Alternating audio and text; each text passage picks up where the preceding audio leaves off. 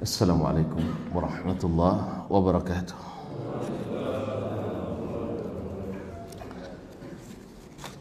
Alhamdulillahi rabbil alamin,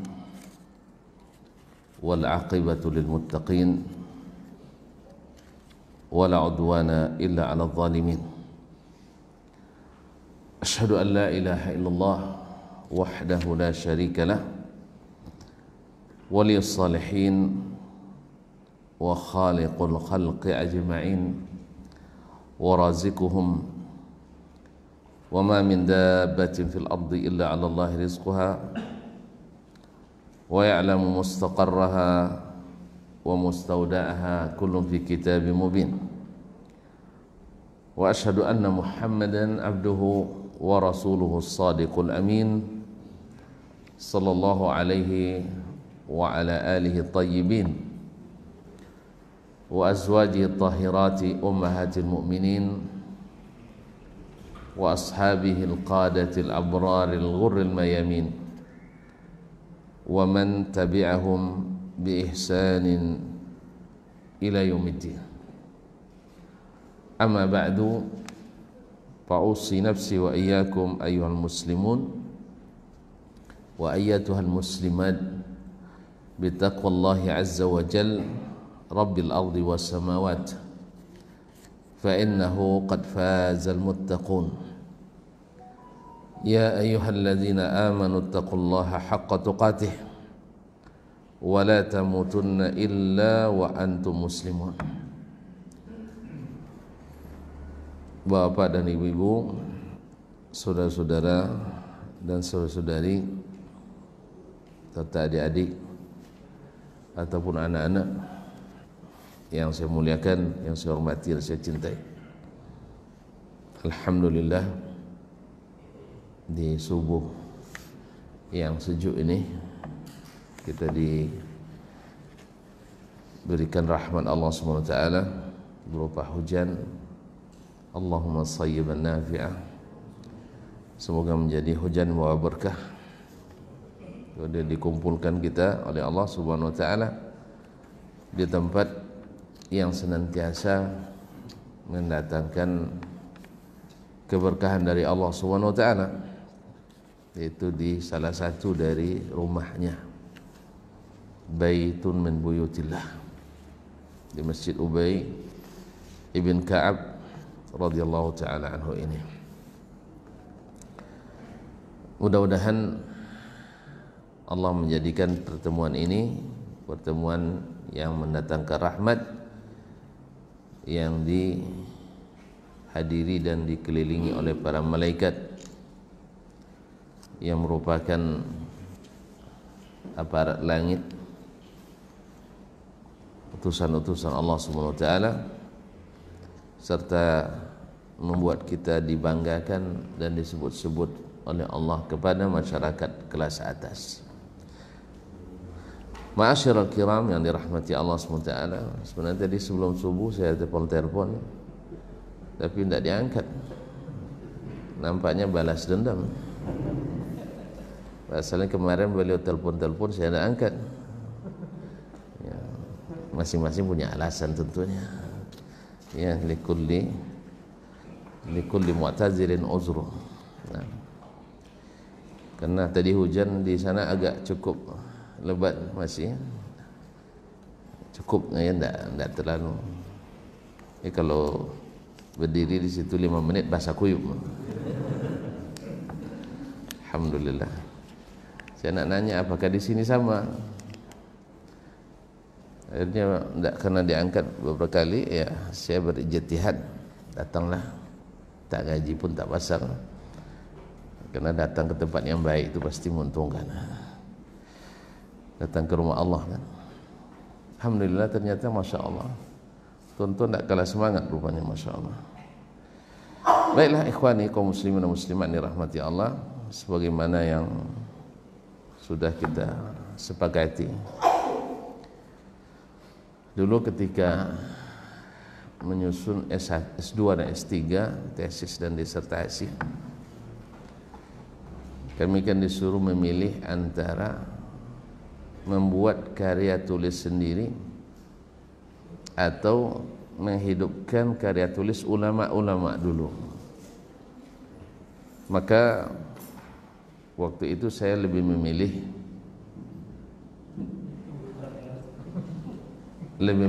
untuk menghidupkan karya-karya ulama dibanding karya-karya kita sendiri, dengan berbagai alasan. Pertama, mereka ketika menulis itu atau kitabnya yang sampai kepada kita adalah tulisan yang rata-rata sudah matang. Kalau kita nak mulai lagi masih mentah, masak pun mangkau.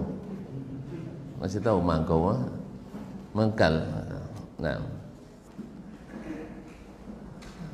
yang kedua, menghidupkan nama ulama, para ahli ilmu,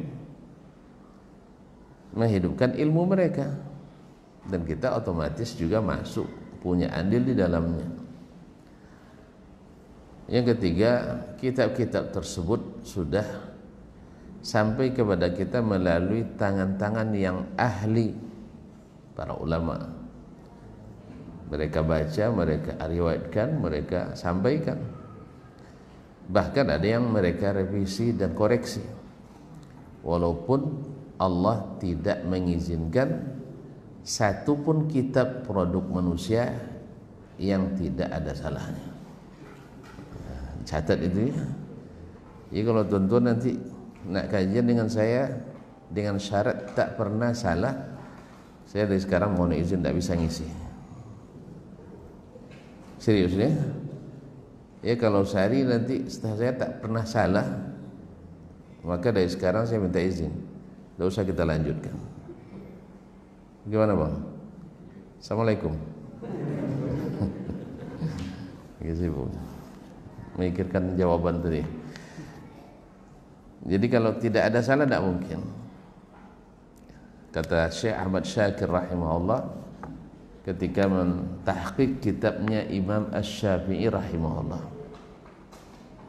ya, sesuatu yang mustahil menurut akal terjadi kekeliruan oleh Imam Asy-Syafi'i dalam menukil ayat, dan itu berlalu dilihat oleh ulama-ulama besar, mulai dari murid-murid beliau, murid dari muridnya, murid dari murid-muridnya, sampai kepada kita, ulama-ulama besar. Tidak ada yang mengoreksi. Tidak ada yang mengoreksi, Pak. Tentu saja karena rasa hormat dan ta'zim kepada seorang imam sekelas Imam Asy-Syafi'i rahimahullah,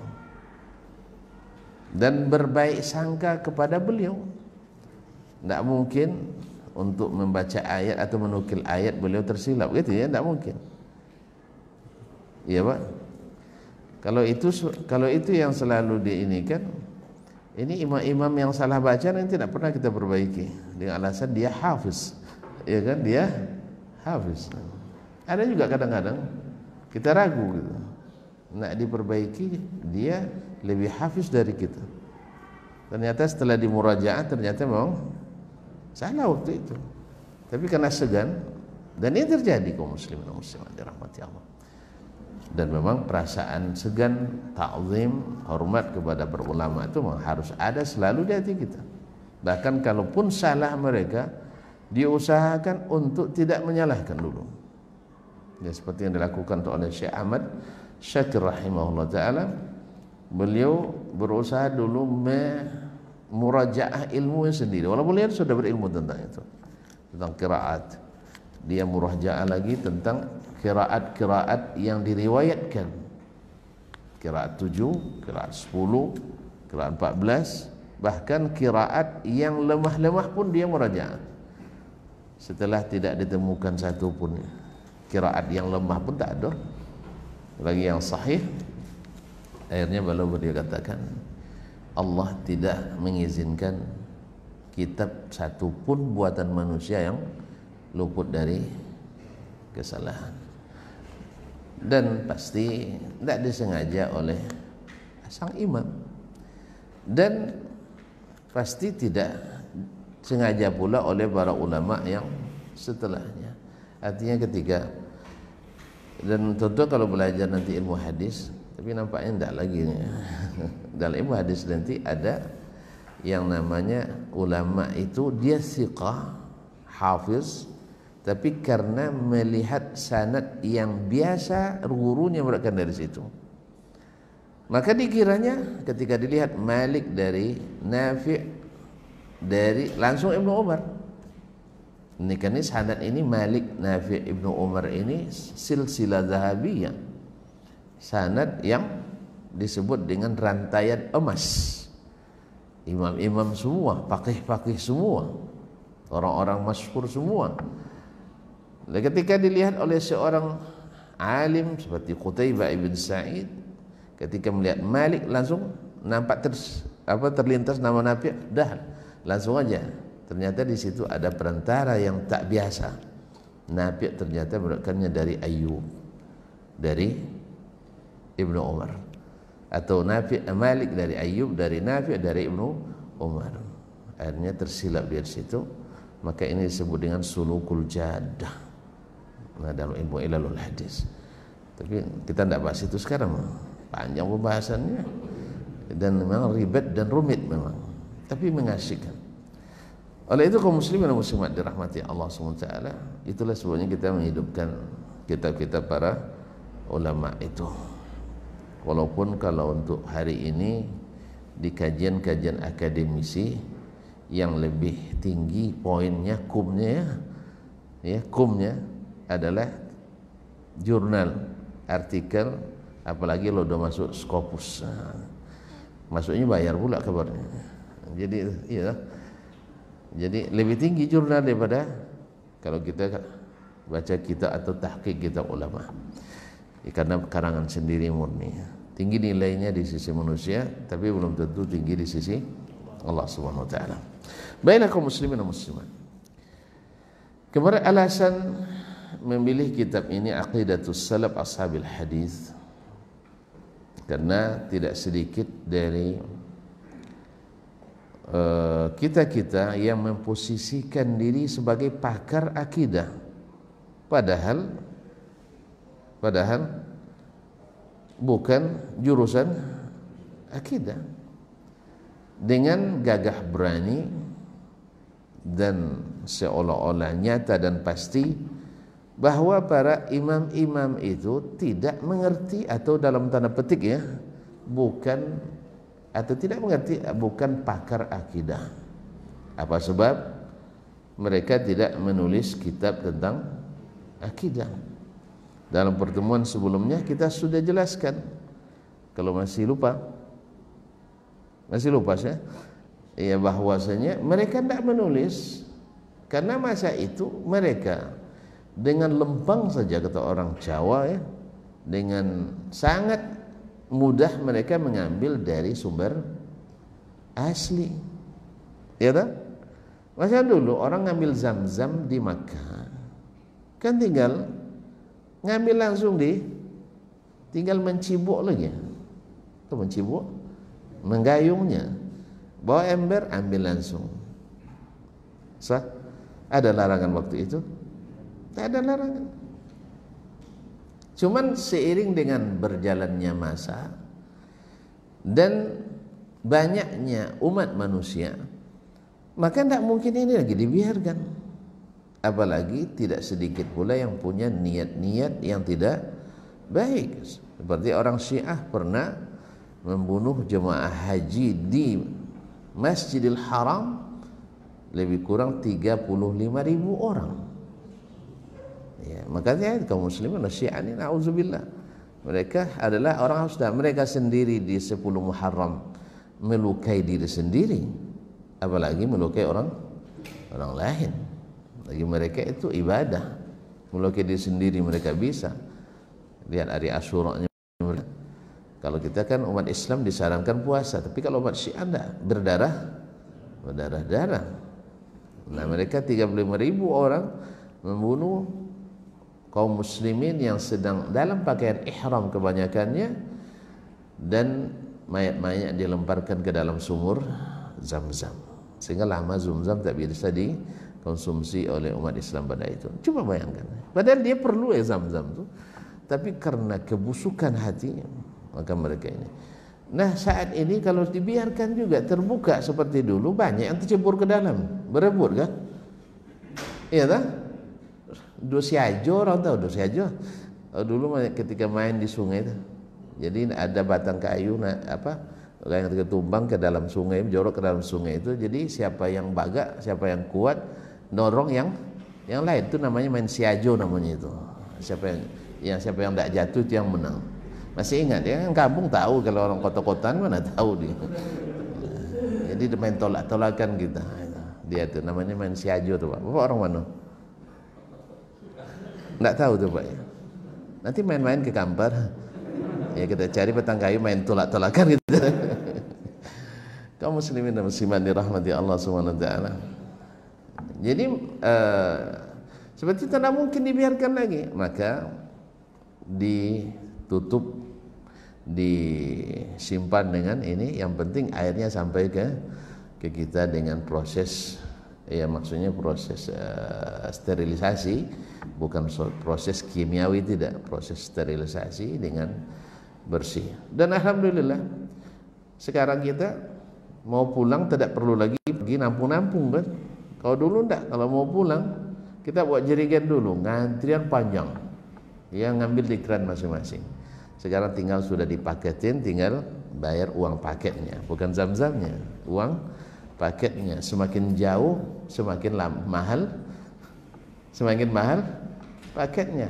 Kalau hanya di Mekah dulu kita upah orang-orang tuh untuk 5 rial, 10 rial kan.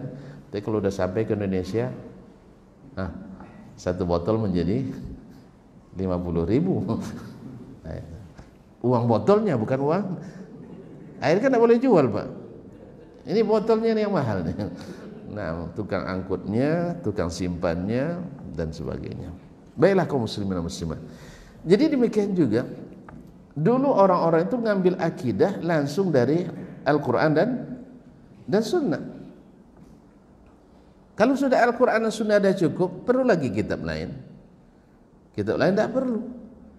Jelasnya. Makanya di zaman sahabat mereka tak punya kitab, hanya Al-Quran dan hadis. Itu pun belum dibukukan. Kenapa tidak dibukukan? Karena rata-rata mereka hafiz, hafal dia. Kalau sudah banyak penghafal, perlu alat tulis, perlu ini? Tidak perlu kan? Tidak perlu kan? Dulu Imam Al-Ghazali pada asalnya, karena beliau kan lahir dari filsafat, lahir dari tasawuf dan filsafat, dia melihat ahli-ahli hadis menghafal hadis itu pandangan merendahkan. Pada awalnya beliau merendahkan orang-orang yang menghafal. Sama kita hari ini juga. Menghafal pandai, tidak pandai berpikir katanya. Dikiranya menghafal tanpa berpikir. Lucu orang nih, bisa untuk menghafal tanpa berpikir? Tidak mungkin lah. Tapi begitulah pandangan, dikiranya orang menghafal tidak berpikir. Orang hafiz itu cerdas. Orang hafiz itu cerdas. Makanya pikirannya tidak nyeleneh.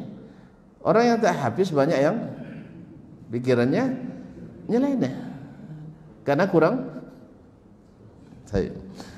Baiklah kaum muslimin dan muslimat dirahmati Allah SWT. Jadi mereka pada hafiz, maka tidak perlu ditulis, tidak perlu kitab. Mereka dulu bahasa Arab langsung paham, tidak perlu kamus, iya kan? Dulu bahasanya murni, tidak perlu tata bahasa, karena bahasanya tertata. Ketika bahasanya sudah patah-patah, perlu kayak mobil di showroom. Dalam showroom itu ada bengkel untuk mobil baru atau untuk mobil lama. Kalau ada bengkel pun mobil Lama itu kan sekecil dibanding dengan showroomnya. Di showroom tidak ada peralatan kunci-kunci situ, kunci 10, kunci 11, kunci dan seterusnya tidak diperlukan karena mobilnya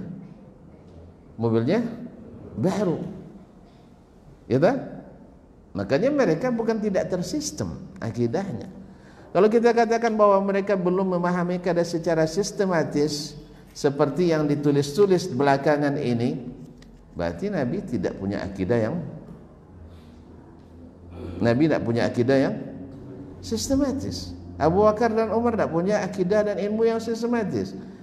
Ini tuduhan yang tidak berdasar, tuduhan yang sangat tidak baik kepada para pendahulu kita. Bukankah Allah yang menyuruh kita untuk beriman seperti mereka beriman? Bukankah Nabi SAW sudah merekomendasikan bila kalian masalah sesuatu kembali kepada mereka, kepada sunnahnya dan sunnah khulafa ar-rasyidin al-mahdiyyin, orang mereka yang sudah mendapat titel atau sebutan radhiyallahu anhum. Mereka yang secara tersistem dengan baik. Jelas pun. Nah, namun setelah belakangan, ketika berasimilasinya umat Islam dengan umat-umat lain, ketika orang Arab berasimilasi dengan bangsa-bangsa ajam, ya, sehingga banyak bahasa Arab yang rusak, khususnya di perkotaan. Kalau tuan-tuan nak tahu, orang Indonesia sekarang bahasanya bagus atau rusak? Hah? Yang ahli bahasa saya tanya, yang tidak ahli main kira-kira aja nanti itu. Ya kalau tidak ahli pasti main kira-kira. Ya, makanya kalau orang tidak ahli di sunnah pasti kira-kira ahli, dikiranya ahli sunnah. Dia tidak ahli di sunnah memang. Dikiranya dia ahli sunnah. Coba nilai bahasa Indonesia kita. Coba saya nak nanya yang dulu nilai bahasanya tinggi ya. Sudah biasa itu orang Indonesia belajar bahasa Indonesia, tata bahasa pada umumnya nilainya jatuh. Iya tak? Iya Pak? Sama orang Arab juga kalau naus Arab banyak yang jatuh, tapi kalau bahasa Arab mereka tinggi. Ya Pak. Kita bahasa Inggris kalau pas conversationnya, berbicaranya kita tidak tinggi nilai kita, tapi pas grammarnya kita lebih ahli kadang dari orang Inggris. Kayak cerita saya kemarin, ketika teman datang dari Kanada, dari sekeluarga. Jadi di antara yang tak pandai bahasa Inggris, saya yang paling pandai. Iya, di antara yang tak pandai, saya yang paling pandai. Kami aja dengan dokter-dokter, beberapa orang dokter tuh kami bagi makan malam kan. Jadi yang komunikasi itu saya terus, kawan-kawan nih ngangguk, lihat orang senyum pula, dapat ketawa pula. Cuman pas pulangnya mereka setelah ngantar orang itu ke hotel, mereka komentar, ternyata bahasa Inggris Ustaz lebih hebat dari orang Kanada. Loh kenapa? Ya pas Ustaz bicara mereka minta diulang, tidak langsung paham, tapi Ustaz langsung paham. Berarti Ustaz lebih paham bahasa Inggris dari mereka. Kenapa? Karena bahasa kita hanya bahasa tata, bahasa grammar. Kalau bahasa mereka bahasa asli Inggrisnya. Jelas? Jadi makanya setiap orang pandai nahu Arab belum tentu pandai bahasa Arab, belum tentu paham bahasa Arab. Walaupun dia pandai nyalahkan orang Arab sering tuh. Ya dulu ketika ada datang orang Arab ke pondok atau orang yang taman Arab di pondok, buya-buya kami bilang, oh banyak salahnya tadi, salah i'rab maksudnya. Kenapa buya tidak perbaiki? Tidak pandai caranya bu ini. Tidak pandai dia bicara bahasa Arab. Dia pandai kaedahnya tapi tidak pandai bahasanya. Allah musta'an. Jadi kaum muslimin dan muslimat dirahmati Allah, di saat masih lurus-lurus, di saat tidak ada masalah, tidak perlu buka buku tidak perlu bikin sistem-sistem dan alat-alat. Bila alat sudah banyak, itu tanda banyak kerusakan. Kalau di rumah ada banyak alat keluar tuh, berarti banyak yang rusak. Lem sudah, lem sakti dah keluar. Apa lem apa namanya lagi? Lem setan dah keluar, berarti sudah ada mulai yang bocor-bocor tuh. Tapi kalau masih tidak terkeluar itu ala-ala, berarti rumah dalam keadaan aman. Oleh itu kaum muslimin dan muslimat dirahmati Allah, di zaman as-salaf itu, ya khususnya al-qurunul mufaddalah, kurun-kurun yang 3 itu, khususnya lagi di kurun pertama zaman sahabat masih ada, itu tidak ada, boleh dikatakan belum ada pembukuan akidah.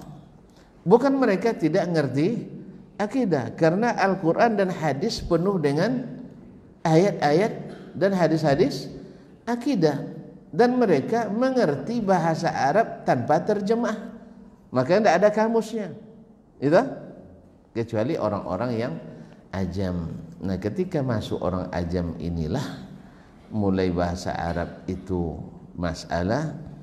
Karena seperti sekarang ini, dulu orang-orang Arab Saudi atau Arab Timur Tengah itu bahasa Arabnya bagus, lebih kurang. Masuklah pekerja-pekerja asing, masuk orang Indonesia jadi bekerja di sana, ya pakai bahasa Arab fusha, tidak ngerti, terpaksalah ikut bahasa Arabnya orang Bangladesh misalnya. Orang Bangladesh, ya dia bicara sama anak-anak sekolah tuh. Jadi anak sekolah itu pakai bahasa Arab, dia pakai bahasa Arab Bangladesh. Akhirnya tidak nyambung.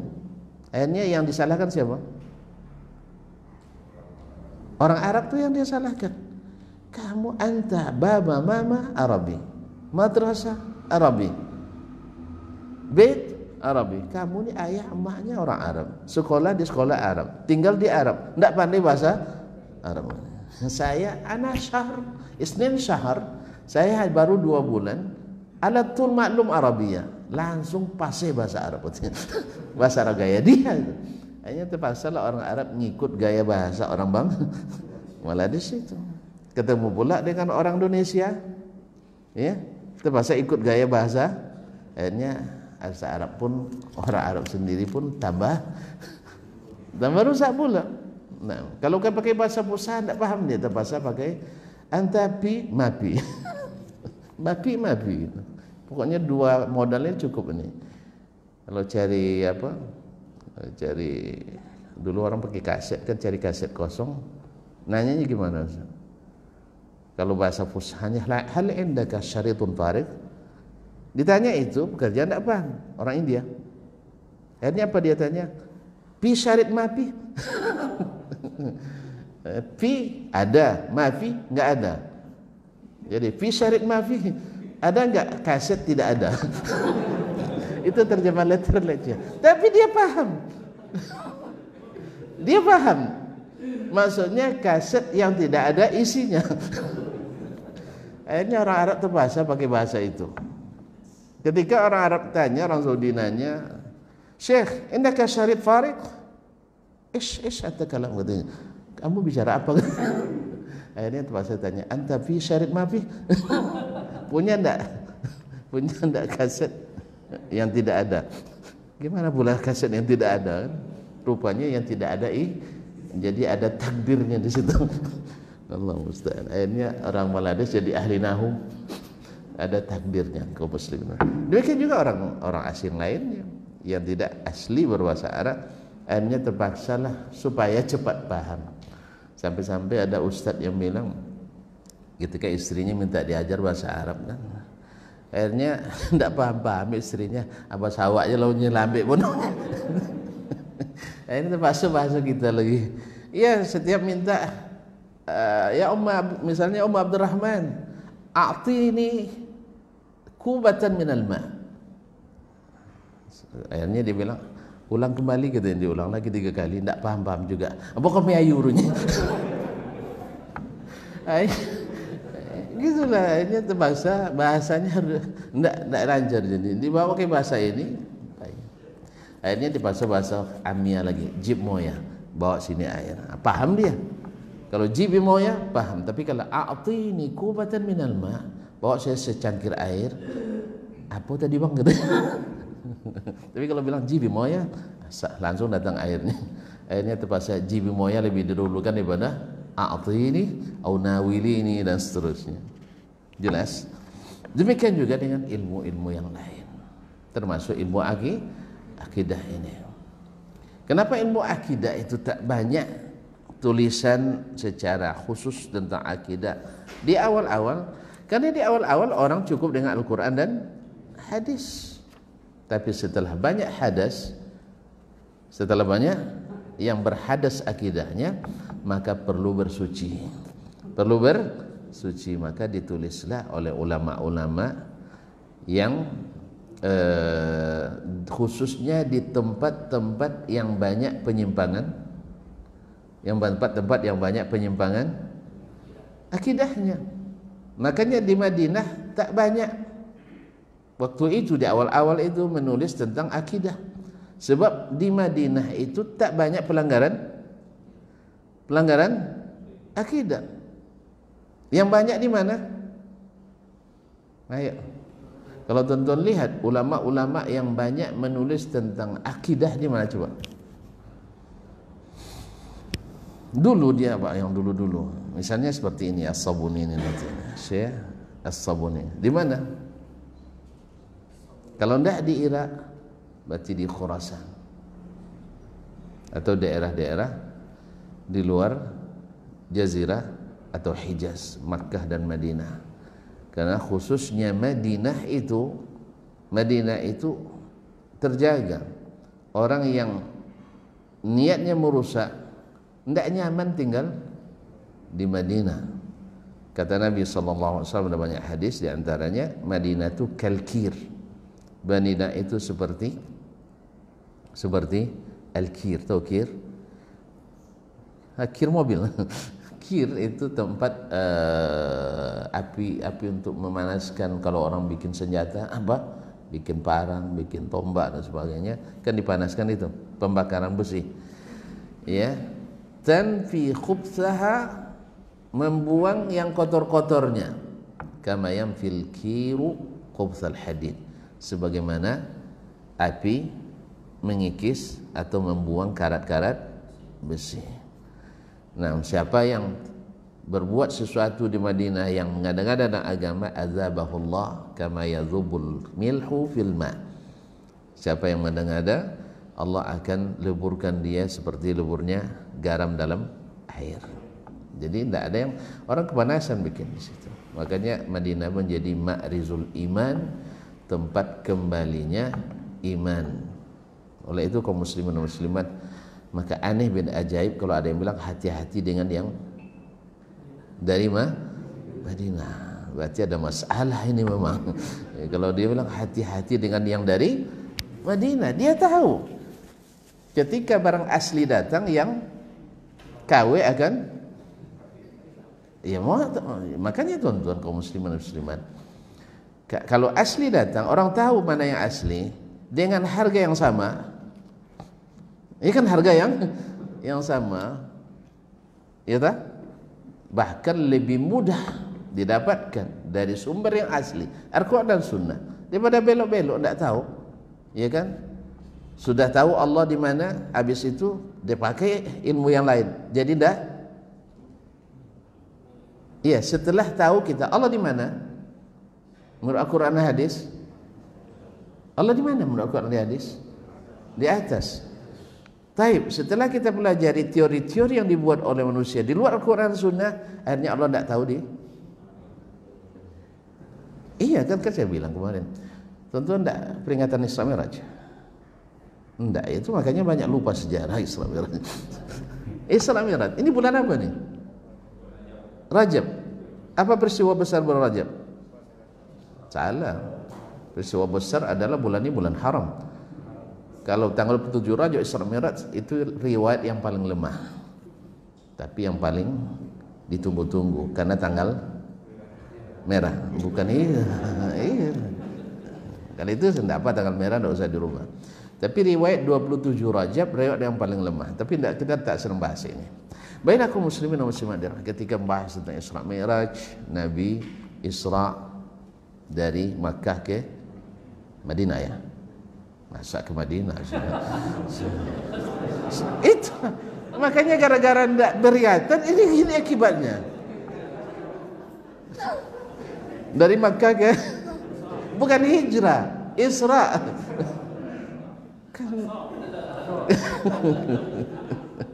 Baca awal surah Isra, subhanallazi asra bi abdihi lailan minal masjidil haram ilal masjidil aqsa. Itu pasal diusulkan peringatan ini namanya. Kaum muslimin dan muslimat dirahmati Allah. Jadi Isra dari Makkah ke masih Madinah lagi ke Masjidil Aqsa, dari Masjidil Haram ke Masjidil Aqsa.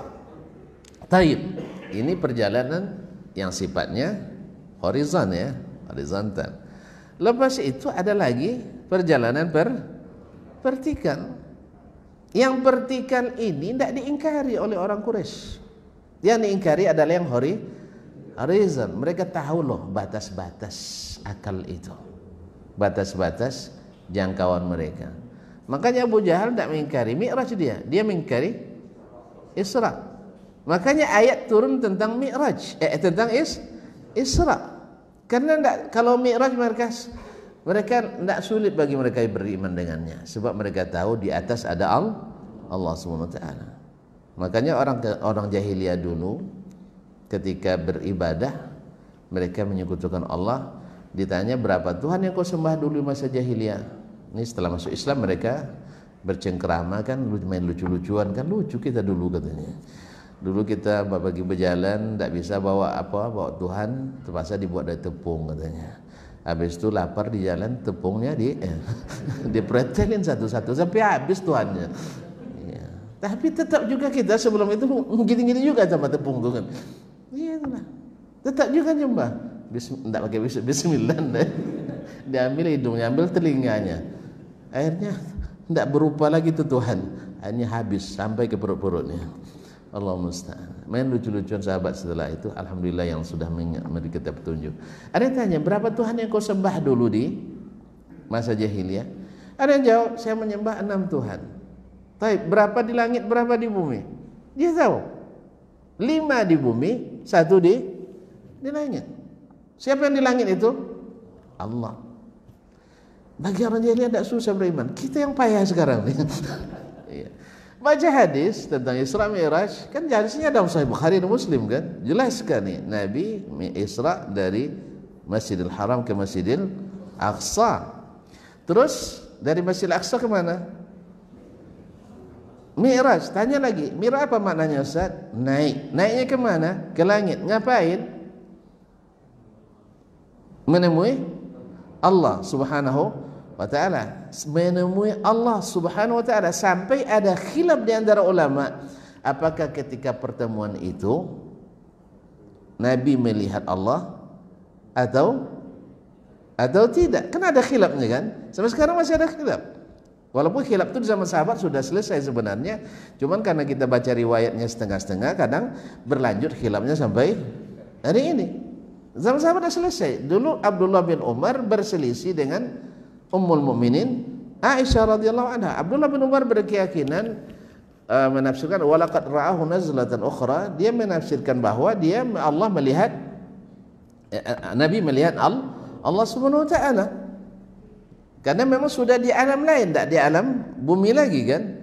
Dia sudah alam Sidratul Muntaha. Tetapi Ummul Mukminin Aisyah menegaskan karena dia dapat dari Nabi nurun, karena Nabi mengatakan nurun anna arah, yang ada adalah cahaya, gimana saya melihatnya. Berarti Nabi tidak. Akhirnya setelah itu baru Abdullah bin Umar mencabut kembali keyakinannya tadi. Kan senang. Ini yang sistematis, akidah yang sistematis itu begini. Ya, bukan teori begini, kalau begini mesti begini, enggak. Itu bikin sulit. Akhirnya yang jelas jadi tidak jelas. Orang yang bingung jadi tambah bimbang. Iya tak? Makanya banyak di antara kitab-kitab itu awalnya bingung, ujungnya bimbang, ya, tengahnya ragu. Allah musta'an. Jadi dibahas hadis tadi. Naik ke langit pertama ketemu Nabi Adam, naik ke langit kedua ketemu Nabi Isa alaihissalam, terus sampai di langit ke-6 ketemu dengan Nabi Musa alaihissalam.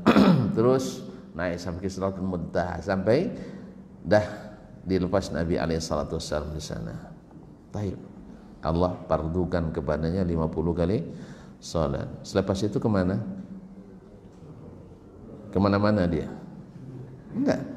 Nabi turun ke bawah melalui langit-langit itu lagi. Ya, setiap pintu itu dijaga ketat oleh malaikat. Sampai ke langit ke-6 ketemu Nabi Musa. Musa kritis. Memang orang Bani Israel itu biasa kritis. Apa aja ditelitinya. Maka sampai hari ini harus kita akui orang-orang Yahudi itu sangat peneliti. Cuman sayangnya setelah teliti tidak diikuti. Itu masalahnya. Setelah mereka paham tapi tidak dijalankan. Tongkol. Ya. Biasalah orang-orang yang kalau sudah merasa cerdas tongkol. Kecuali orang-orang yang berrahmat Allah. Tongkol tahu ya? Mada. Tidak tahu juga. Tengkar gitu. Baiklah kaum muslimin dan muslimat dirahmati Allah. Turun Nabi Musa katakan umatmu tidak sanggup Muhammad. Naik lagi. Minta keringanan. Naik ke mana? Ke atas lagi. Naikkan ke atas. Minta keringanan ke siapa? Ke Allah. Kalau seandainya Allah itu tidak di atas, cukup dari situ aja. Karena Allah di mana-mana kan? Iya kan? Cukup di situ. Ya Allah, ini Musa nyuruh saya minta keringanan. Untuk apa naik turun sampai 9 kali? Dalam riwayat 5 kali. Naik lagi, diturunkan. Turun ketemu Musa lagi dan naik lagi. Ya tak? Berarti Allah cuman setelah menjelaskan ini dengan tuntas, di akhir sesi tanya jawab, Ustaz nak tanya Ustaz. Ya silakan. Tadi Ustaz jelaskan dalam hadisnya sahih tak Ustaz? Oh ya sahih, Sahih Bukhari dan Muslim. Nah maknanya betul itu terjemahan tadi? Ya betul itu terjemahannya. Taib. Kalau gitu saya memahami Ustaz, tadi kan Nabi naik ke atas sampai pulak balik naik ke atas.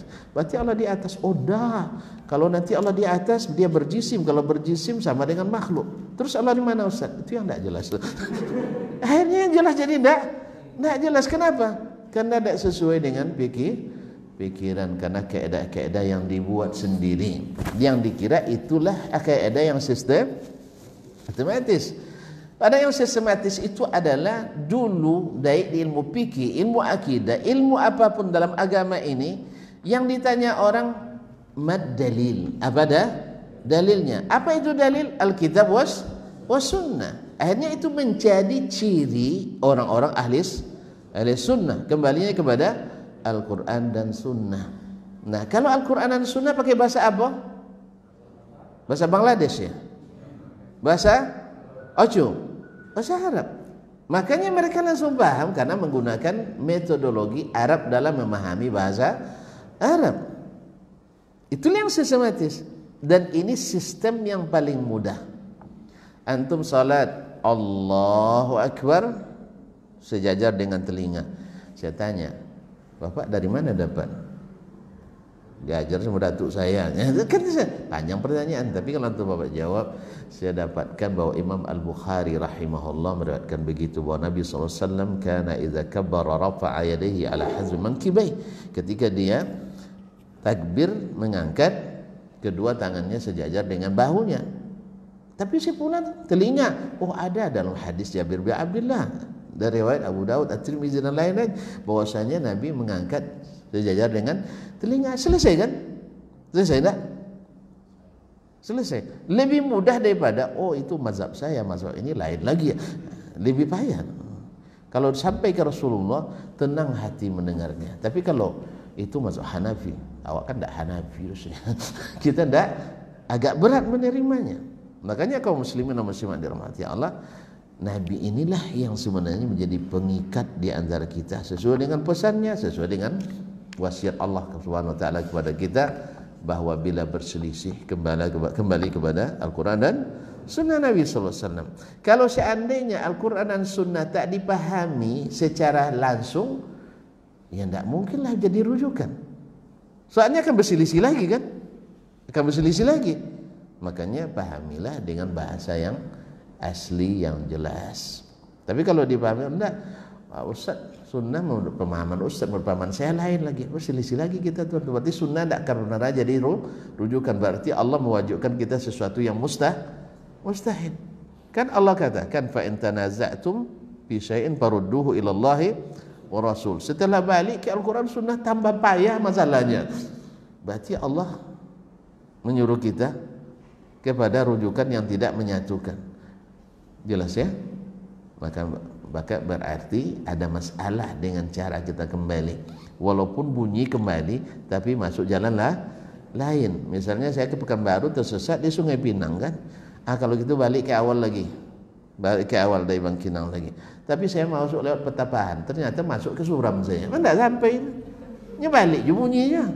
Dengan alasan enggak, Petapahan kan bisa juga Bangkinang, tapi saya belum hafal masalahnya. Jelas? Harusnya belok kiri, ternyata belok kanan. Akhirnya terpelancut ke Tandun. Tahu terpelancut? Enggak tahu juga ya.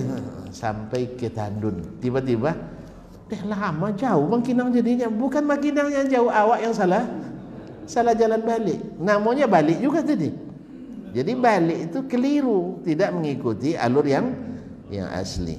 Maka disinilah pentingnya kembali kepada ahlus sunnah, yang mereka yang paling berhak menyandangnya adalah para sahabat dan para tabi'in dan imam-imam yang diikuti. Jelas? Kalau sudah jelas, selesai kita dulu ya. Oleh sebab itu, di dalam kitab ini nanti di bagian akhir akan beliau sebutkan ciri khas dan tanda-tanda ahlus sunnah ya. Kalau sesuai nanti berarti kita ahlus sunnah, kalau enggak perlu revisi metode kita. Ya kan ada edisi revisi kan ada masalah ya. Keliru kita balik ke pangkal jalan, tapi seperti tadi, balik ke pangkal jalan tuh jangan ikut jalan yang belum jelas, jalan yang keliru. Enggak sampai jadinya. Makanya saya bilang salah jalan itu balik ke back to basic itu betul-betul jalan yang tadi kita lalui. Jangan ikut, oh di sini sampai juga ke Bangkinang, lainnya sampai ke Pasir Pengarayan 3 jam jadinya. Ya, makanya kalau salah kita dalam mengambil jalur, bisa-bisa ini tersesat kita. Ya salah membaca rambu-rambu.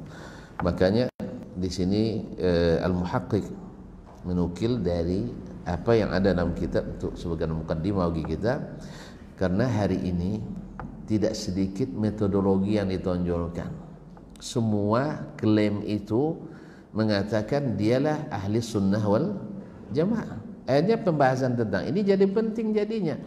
Kalau dulu kan tidak, yang ahli sunnah wal jamaah itu seragam mereka.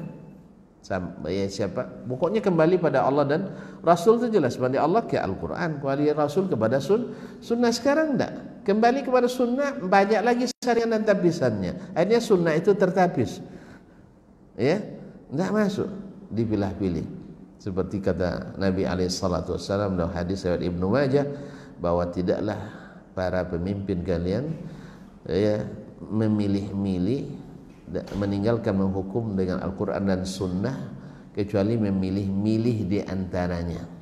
Akhirnya yang sesuai dipakai, yang tak sesuai disortir.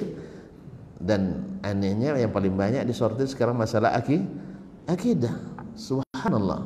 Dan seolah-olah akidah ini subhanallah belum tuntas dijelaskan oleh Nabi SAW, sehingga perlu lagi ulama-ulama yang keluar dari, maaf dalam tanda petik, yang mereka membuat kaedah-kaedah sendiri yang kadang-kadang konsekuensinya menolak Al-Quran dan hadis atau menakwilkannya dari makna yang asli.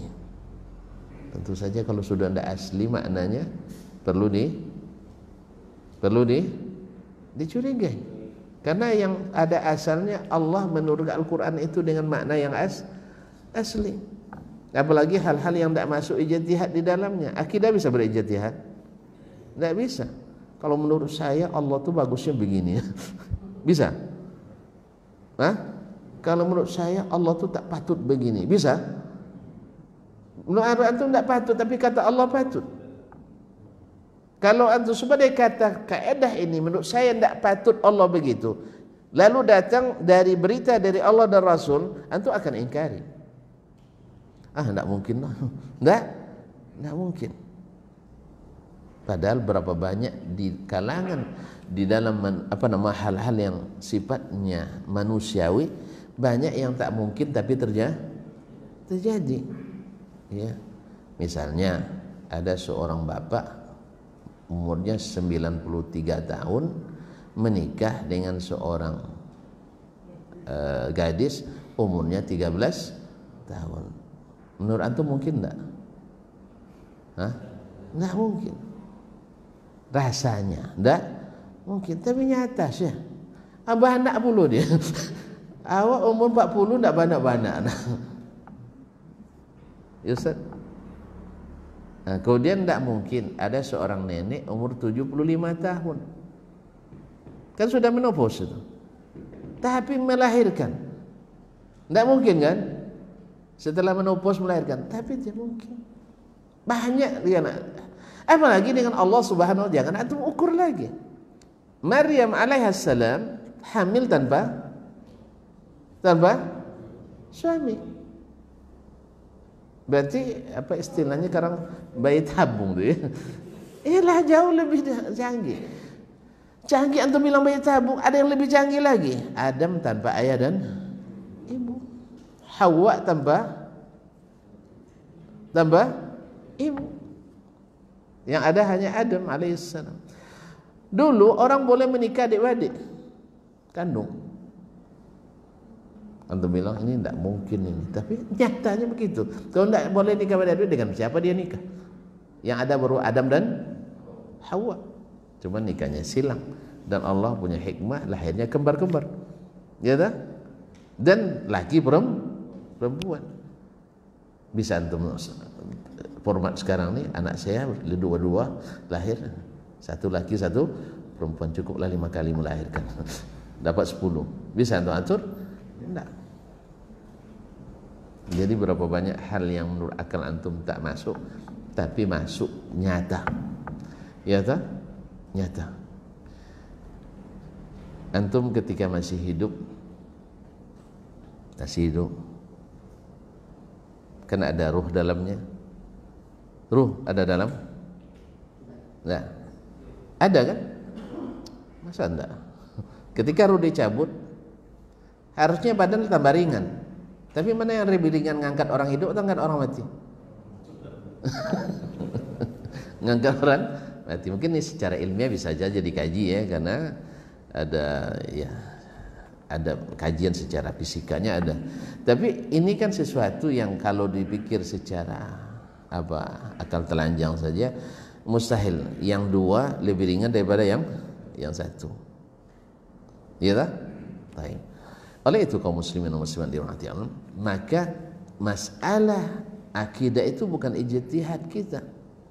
Bukan ijtihad. Maka dalam ilmu hadis nanti bila ada riwayat yang tidak ada ijtihad di dalamnya, walaupun itu dari sahabat, maka itu dihukum dari Nabi sallallahu alaihi wasallam, karena tidak ada ijtihad dalamnya. Dan akidah masuk bab ini, maka menjadikan akidah berdasarkan logika sebagai pondasi utamanya, disinilah pusat kekeliruan dan kesesatan yang melahirkan berbagai aliran sempalan dalam Islam, yang subhanallah semuanya mengklaim paling islami. Itu masalahnya. Oleh itu perlu kita mengaji lagi, ya, bagaimana sebenarnya akidahnya as-salaf itu, ahlul hadis itu. Dulu orang yang sempalan, aliran yang menyimpang dari aliran as-salaf itu, dulu mereka dengar salaf itu seperti orang yang kena penyakit dikasih salep. Tidak paham. Orang ada penyakit kulitnya kurap, saya tidak mau nyebutnya tadi, itu dulu masalahnya. Ada kudis, ada kurap, dikasih salep. Panas tidak? Panas. Jadi orang dulu mendengar kalimat as-salaf, as-salafiyah itu kepanasan. Betul? Betul? Nah, sekarang ternyata karena banyak orang mau rujuk kembali kepada generasi salaf, Sudah mulai pula mengaku-ngaku bahwa kita ikut salaf. Ya, tapi tentu saja dengan pemahaman sendiri. Kami salaf juga, cuma salaf takwil. Salaf takwil. Kalau kita enggak. Kalau kita salaf orisinil. Bagaimana mereka? Kita ikuti seperti itu. Sama dengan sunnah. Dulu beberapa aliran keyakinan dalam Islam tidak mengakui mereka sebagai ahlus sunnah. Mereka lebih bangga menyebut mereka mazhab kami akidah ini, menyebut nama imamnya. Tidak mengakui ahlus sunnah dulu. Ada beberapa imam hadis ketika ke Mesir, masuk Jami'ul Amr ibn al-As, diusir oleh seorang syekh. Walaupun tidak disebutkan siapa syekhnya, itu tidak perlu. Tapi yang perlu bahwa kisah ini terjadi dan perawinya thiqah, bukan satu orang. Mereka masuk ke dalam itu, disuruh oleh seorang syekh. Dia bilang, keluar kalian ahlu Khurasan, ahlu sunnah. Kami bukan ahlu sunnah, kami Asy'ariyah. Mazhab kami Asy'ariyah. Beriring dengan masa, ternyata sunnah itu adalah patokan. Maka kita harus mengambil merek ahli sunnah ini. Sama lah dulu orang PKI dulu, salahnya, tidak boleh dianalogikan sama, tidak ya. Cuma orang PKI dulu ketika di tahun-tahun 50-an pakai tameng, tidak apa lagi tuntun, Pancasila lah, ya Allah wala quwwata illa billah. Itulah makanya perlu juga peringatan hari kesaktian. Ya tentunya tidak paham. Mereka pakai tameng Pancasila, aku Pancasila, padahal mereka musuh Pancasila. Cuma kenapa? Karena dasar ini kembali dinaikkan untuk mengetahui siapa yang loyal terhadap NKRI ini, siapa yang tidak loyal, dan mereka punya rencana, maka mereka memakai ini sebagai tameng dan senjata. Padahal mereka adalah anti Pancasila. Buktinya mau merubah Pancasila. Masa orang yang loyal pada Pancasila nak merubah Pancasila? Masa orang yang loyal pada sunnah nak merubah? Nah itu paham rupanya. Masa orang nak loyal sama sunnah tetapi tidak mau menerapkan sunnah? Jelas. Makanya ini hanya ibaratnya seperti kamuflase. Kami ahlus sunnah satu-satunya, kami Pancasila satu-satunya, padahal dia ingin menggerogoti Pancasila, tidak mau mengakui Pancasila. Sama ketika orang mengatakan kami ahlus sunnah. Taib, kalau antum ahlus sunnah, taib, Nabi, sunnah Nabi begini. Oh enggak, itu sunnah Nabi zaman kita lain lagi. Sunnah Nabi, subhanallah, ternyata ada Nabi Indonesia, ada Nabi. Jadi banyak Nabi jadinya kaum muslimin dan muslimat. Jelas ya? Nah, antum terlalu letterless, terlalu tekstual dan sebagainya, banyak gelar-gelar yang mendiskreditkan. Tapi ingatlah, ini sudah diprediksi oleh Nabi SAW. La tazalu ta'ifatu min ummati qa'imina 'alal haqq. Qa'imina 'alal haqq. La yadurruhum man khadalahum wa dzalika ila qiyamis saah. Akan tetap ada sekelompok dari umatku. Kelompok ini tidak disebutkan, bukan orang Masjid Ubay bin Ka'ab, tidak. Yang bangga pula nanti. Bukan, sekelompok. Ada insinyur mungkin dia, mungkin ada sarjana ekonomi, mungkin dia sarjana hukum, mungkin dia profesi petani, mungkin tukang bengkel, mungkin tukang sembelih, mungkin bukan sembelih orang ya, sembelih mungkin tukang ikan, mungkin ustadz, mungkin dosen, mungkin karyawan dan sebagainya. Tapi mereka yang mengumpulkan mereka apa? Satu, beragama seperti beragamanya saya dan sahabat saya hari ini, kata Nabi SAW. Jelaskan mithil. Tonton tahu dalam tajwid nanti ada mutamathilin, ada mutasyabihin. Ini Nabi memakai kata mithil untuk mendekatkan sekali bentuk dan rupanya. Fulan mithlu fulan. Si fulan itu seperti si fulan, artinya keserupaannya sangat besar. Tapi kalau fulan yushbihu fulan, menyerupai, bisa saja merupai sebagian kecilnya. Tapi kalau mithil, tamam. Misalnya uang 100.000 dengan uang 100.000, ini mithil, sama. Tapi kalau uang yuan Cina menyerupai uang 100 rupiah Indonesia, itu namanya yushbih, syabah, mutasyabih. Tapi Nabi mengatakan mithil, bukan yushbih. Makanya ini harus dipelajari secara ilmu bahasa. Nabi menggunakan man kana ala mithli la bukan memakai ala syibh, tidak. Tapi bukan ala sifat, tapi ala mithli ma ana alaihi al-yawma wa ashabi. Ya sama. Apa sifatnya? La yadhurruhum man khadalahum. Mereka tak terpengaruh oleh orang yang mengatakan mereka pemahamannya picik, yang mengatakan mereka orang tekstualis, yang mengatakan mereka bahkan radikalis, bahkan fundamentalis, bahkan mungkin teralis. Tidak ada masalah. Ya semuanya merendahkan sebutan itu kan. Ya orang hadis itu tidak paham fikih, kan merendahkan itu. Ya tak? Terus kalau tidak ada hadis gimana tidak ada fikih? Hah? Orang yang meriwayatkan hadis itu kan tidak paham. Betul, Nabi mengatakan ada orang yang meriwayatkan hadis bukan faqih, betul.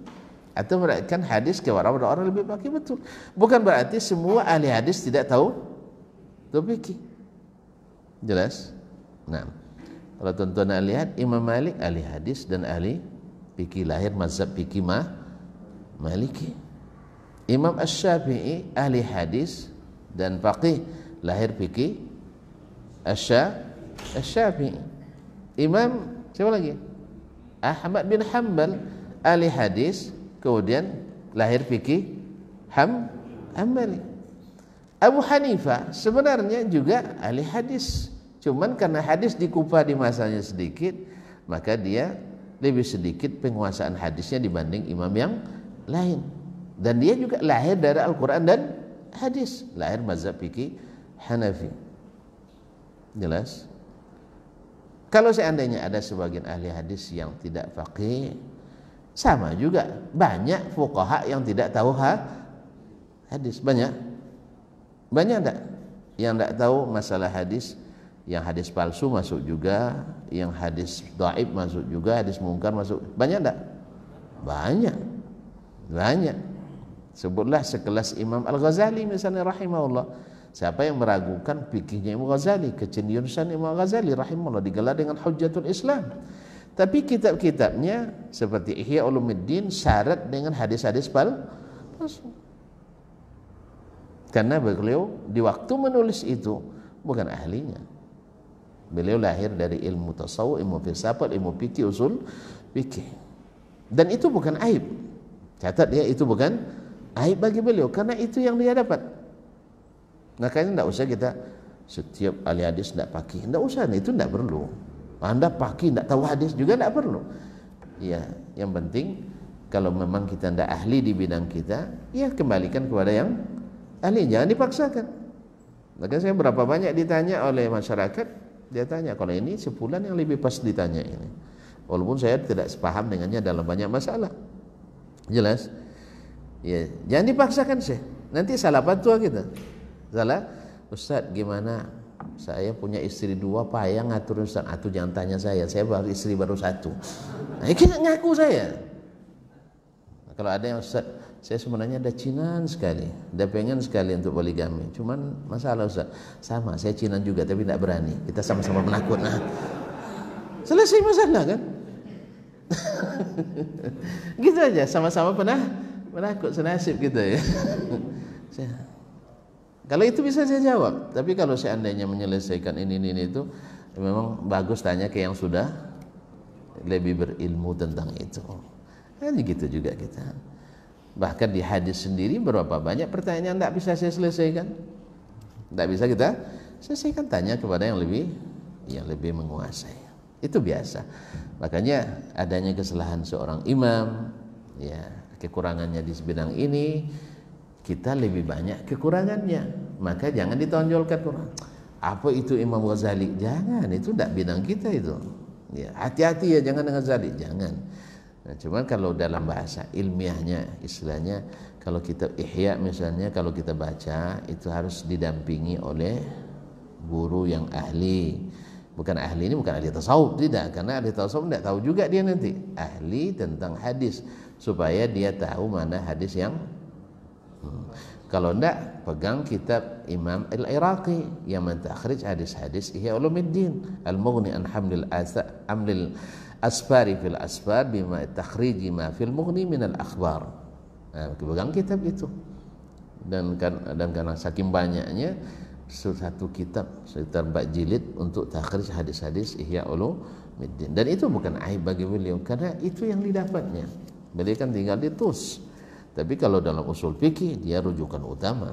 Rata-rata kitab usul fikih yang ditulis belakangan secara sistematika belakangan itu induknya kepada kitab Imam Al-Ghazali rahimahullah taala. Makanya kalau antum nanti celah Imam Ghazali, itu banyak ahli usul yang akan menyerang kita.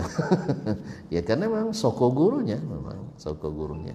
Walaupun penletak batu pertamanya adalah Imam Asy-Syafi'i rahimahullah dalam kitabnya Ar-Risalah. Cuma pembahasan Imam Syafi'i kan karena peletak dasar kan belum selesai kan. Samping dia mazhab Imam Syafi'i, pemahaman orang masih banyak yang orang masih bagus-bagus artinya. Tapi kalau sudah di masa Imam Ghazali sudah mulai lemah istinbat orang sehingga perlu adat lebih banyak. Kita hari ini, dulu orang ke Bangkinang jalan kaki, Pak. Iya tak? Sehat-sehat. Sekarang jangan coba. Ya, di sini ke jalan apa nih depannya? Jalan Soekarno-Hatta nih, kalau tidak ada Honda deh, pun tidak sih katanya. Tidak bisa. Ini janganlah tahan lapar, tidak perlu sarapan. Yang penting jangan jalan kaki. Itu. Kenapa? Kita perlu alat banyak karena kita sudah mulai banyak rusak. Kalau udah banyak alat banyak berarti banyak rusak. Kalau banyak kitab berarti ilmu banyak yang banyak yang rusak. Makanya jangan dipaksakan. Yang katakan Imam Syafi'i tidak paham akidah, bukan Anda yang salah paham tentang Imam Syafi'i. Yang katakan Imam Ahmad tidak ahli akidah. Tadi saya katakan atau muhadharah sebelum kita katakan, mereka sebelum belajar Islam, belajar Al-Quran dan hadis ini, mereka sudah belajar akidah dulu. Mereka sudah matangkan akidah dulu.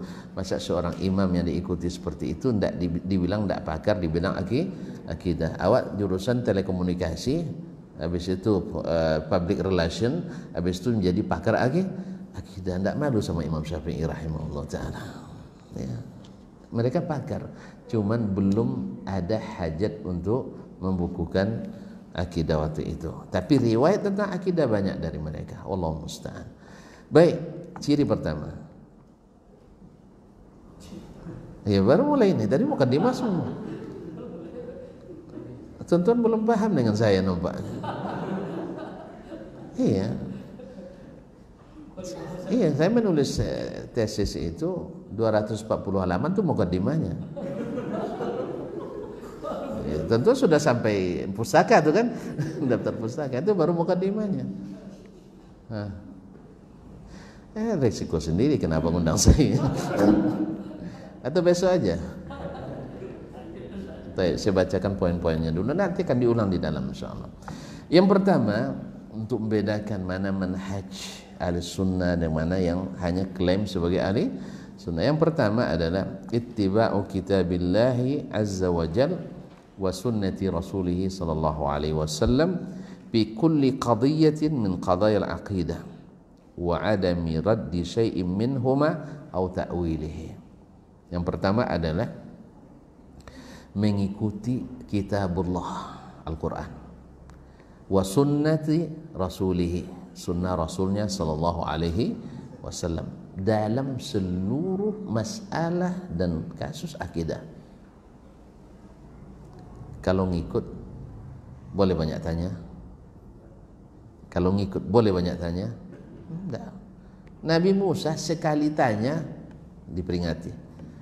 Alam aqul laka innaka lan tastati'a ma'iya sabra. Saya kan sudah katakan kau tak akan sabar dengan saya. Kenapa? Karena secara logika dan ilmu biasa Musa tak terima. Masa kapal orang dirusak? Iya kan? Makanya dia langsung mengingkari. Ini tidak logis. Apa alasan filosofisnya ini? Gitu. Akhirnya jalan lagi, ketemu anak kecil, dibunuh sama Nabi Khadir. Ini lebih tidak masuk akal lagi. Lebih tidak logis lagi. Jelas? Dan ilmu secara zahir, ya kita kan banyak menguasai ilmu secara zahir ini, kaum muslimin dan muslimat dirahmati Allah, tidak masuk akal. Ternyata Allah berikan ilmunya pada Nabi Khadir yang tidak diberikan pada Musa alaihi salam. Nah sekarang kita juga mengikut Al-Quran dan Sunnah. Kalau terlalu banyak bertanya, itu bukan metodenya pengikut Al-Quran dan Sunnah. Para sahabat itu dilarang banyak bertanya, disuruh mengimani apa yang disampaikan Allah, saat diturunkan Allah dan disampaikan Nabi SAW. Karena terlalu banyak bertanya, kalau begini mesti begitu, Allah tak ditanya apa yang dia lakukan, kita yang ditanya apa yang kita kerjakan. Jelas? Baik. Kembali mengikuti Quran dan Sunnah dalam setiap masalah akidah. Wa adami raddi syai'in, dan tidak menolak satu pun daripada keduanya. Au ta'wilihi, atau mentakwilkannya. Kenapa tidak boleh ditakwilkan? Karena Al-Quran itu bilisanin Arabiyyin mubin, dengan bahasa Arab yang menjelaskan. Nanti insya Allah saya jelaskan lagi makna ini. Kalau tidak, jelaskan sekarang juga. Tentu mau nak borong-borong kan nampaknya. Ya, baiklah kaum muslimin dan muslimat dirahmati Allah. Tidak boleh takwilkan. Sebab ditakwilkan itu, ini sudah mulai subuhat. Apa subuhatnya? Mulai menyamakan Allah dengan makhluk, menyamakan akhirat dengan dunia. Makanya ada orang, ini kalau bikin contoh lagi panjang lagi saya. Ada seorang profesor waktu itu di Makassar yang cerita, teman saya Makassar, dia hadir dia cerita.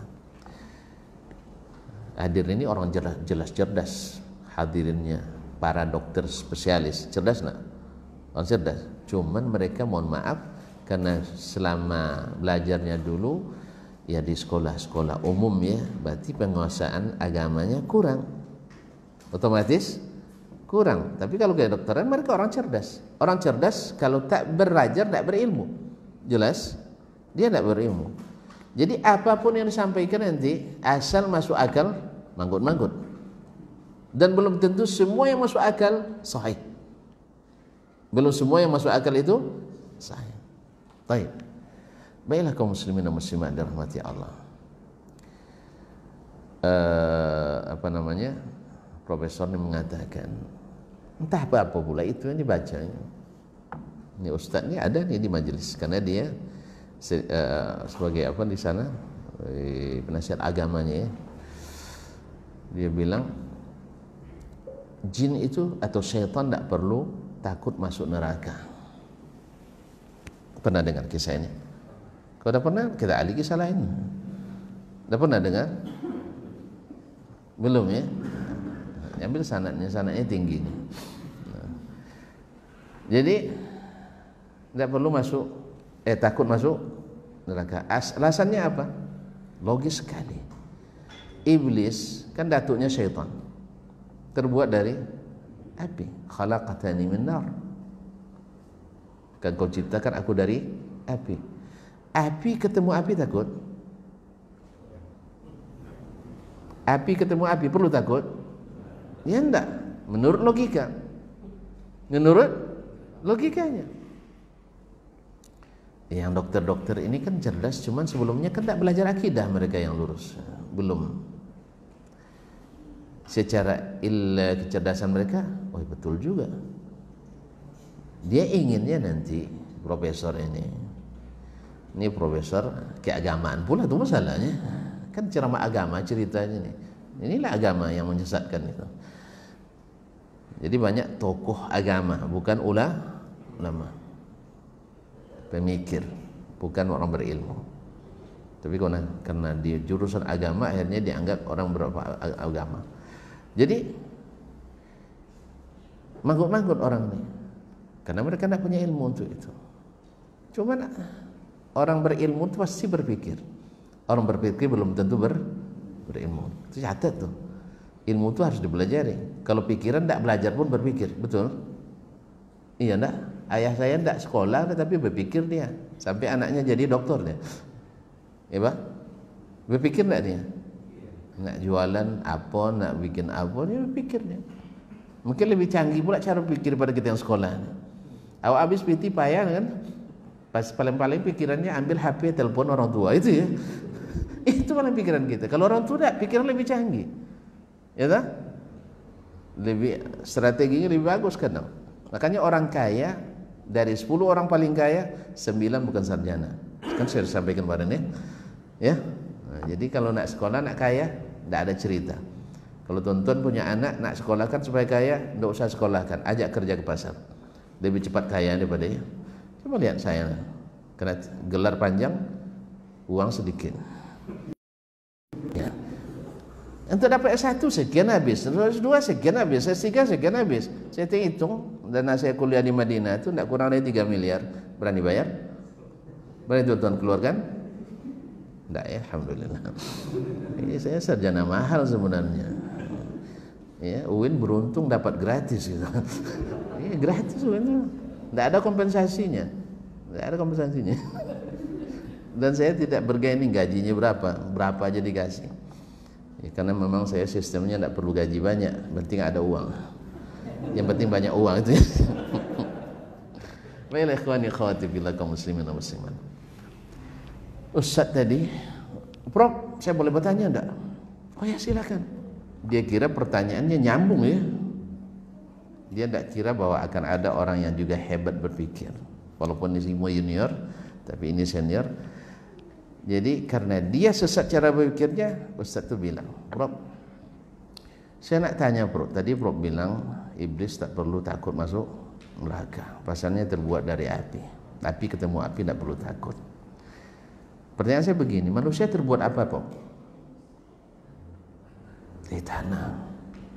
Baik, berarti Prof terbuat dari tanah ya? Aslinya, betul. Iya kan? Tanah. Kalau batu bata dari apa Prof?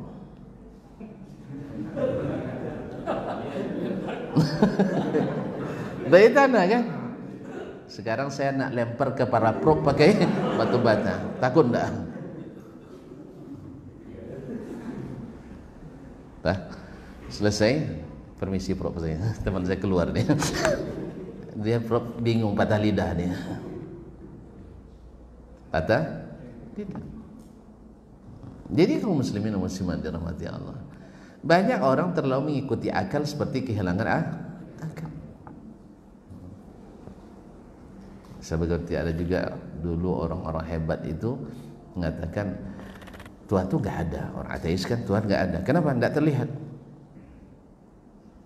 Di mana Prof tahu bahwasanya tidak ada Tuhan? Dari akal saya. Sekarang saya ditanya sama anak itu, Prof punya akal nggak? Punya. Di mana? Pernah lihat? Pernah cium? Pernah nengok? Nggak juga, berarti Prof nggak punya akal katanya. Ya sama. Semua yang tak nampak, tak bisa dirasa, tak bisa dicium, berarti nggak ada. Berarti Prof nggak punya akal. Temenung dia. Betul juga. Jadi kaum muslimin dan muslimat dirahmati Allah, itu perlunya ilmu. Perlunya ilmu, bukan hanya kecerdasan. Makanya orang ini metode yang pertama ini kembali pada Al-Quran dan Sunnah itu. Ini adalah asas utama Ahlus Sunnah. Siapa yang tidak begini berarti Ahlus Sunnahnya sudah mulai redup. Oh saya beriman Al-Quran, cuman maknanya tidak ini makna yang dimaksud. Antum dapat tidak makna itu yang dimaksud dari Nabi atau di pikiran antum? Kalau seandainya Nabi, oke, tidak ada masalah. Nabi katakan misalnya, ai kaum muslimin, kan Al-Quran mengatakan Ar-Rahmanu 'alal 'arsy istawa. Cuman makna ini tidak boleh diyakini secara zahir ya. Nanti rusak akidah kita. Cari satu huruf dari Nabi SAW menjelaskan itu. Enggak ada. Justru yang ada semua hadis menunjukkan makna yang sama. Berarti maksud antum keliru karena bercanggah dengan apa yang Allah sebutkan dan apa yang disampaikan oleh Rasulullah sallallahu alaihi wasallam. Ini ciri pertama. Cukup satu? Cukup satu? Tambah lagi tayo. Alhamdulillah. Yang kedua, iltizam bima kana alaihi ashabu Rasulillah SAW. Yang kedua, istiqamah, berpegang teguh dengan metode, dengan manhajnya para sahabat. Sahabat alhamdulillah apapun yang disebutkan tentang Allah, mereka tak bilang ya Allah, tidak masuk akal. Ya Rasulullah, ini tidak logis, tidak ada. Ini manhaj mereka. Kalau sudah Allah dan Rasul bicara, mereka amana ar-rasulu bima unzila ilaihi min rabbih wal mu'minun. Beriman mereka. Tidak, kalau kita sekarang tidak, segala sesuatu harus diragukan dulu, diteliti dulu, dianalisa dulu, baru diyakini. Ini keliru. Antum jangan samakan dengan apa yang dikatakan orang dengan apa yang dikatakan Allah dan Rasul sallallahu alaihi wasallam, karena ini sudah disaring oleh Allah Subhanahu wa taala sendiri. Wa huwa alimun khabir. Tidak bisa disamakan metodologinya. Ini tidak diajarkan dulu, tidak boleh meyakini sesuatu secara a priori sebelum diteliti. Gimana antum nak meneliti autentisitas Al-Qur'anul Karim? Meneliti keaslian benar Al-Qur'an ini dari Allah Subhanahu wa taala. Antum bisa wawancara dengan Allah? Akhirnya nanti keraguan yang akan lahir, karena antum tidak akan pernah teliti. Makanya di ujung saran, kritik dan saran, penelitian ini masih perlu dilanjutkan. Itu bila selesai, dah mati peneliti ini, datang peneliti baru, perlu dilanjutkan, perlu dilanjutkan. Isinya keraguan. Padahal Al-Quran di awal sudah ingatkan, zalikal kitabul la raiba fihi. Maka metode sahabat meyakini semua yang ada dalam Al-Quran.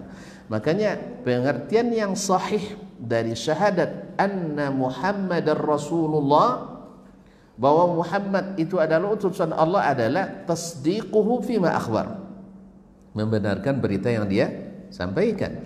Wa ta'atuhu fima amar, taat kepadanya apa yang dia perintahkan. Orang taat banyak tanya saya. Kalau banyak tanya, kalau banyak tanya, itu ada pasti cari-cari alasan tu tidak mau. Kalau tidak percaya coba nanti, ada punya anak kecil masih? Yang besar? Masih, coba. Nanti bilang sama dia, nak, kamu harus nikah hari ini. Serius ini tuan-tuan. Umar kan gitu dulu, ketika malam hari dia dengar dialog seorang putri dengan ibunya. Ibunya suruh campur susu dengan air, dia bilang enggak. Nanti Umar marah, Amirul Mukminin. Dia bilang, Amirul Mukminin enggak lihat, kata ibunya, tapi Rabbnya Amirul Mukminin pasti lihat. Mendengar itu Umar langsung pulang, kumpulkan anaknya. Wahai anakku, andainya ayah mau menikah lagi, saya nikah dengan dia. Cuma malu juga sama kalian ya. Iya, tapi karena saya sudah tidak mau nikah lagi, siapa di antara kalian mau nikah? Langsung nunjuk si Asim, saya ya. Coba, tidak perlu dia nanya-nanya liancaknya, ya, tidak ada dia nanya. Umar pun tidak nengok cantik apa tidak cantiknya. Sang anak juga kena taat sama ayahnya, tidak banyak tanya. Ya, saya siap. Kalau ayah, saya siap. Langsung diantar. Anak taat tidak? Anak taat tidak? Tidak banyak alasan dia. Tapi kalau anak yang tidak mau, banyak alasannya. Ya, saya belum selesai kuliah ya. Nanti kata ayahnya, pokoknya kamu nikah tetap kuliah.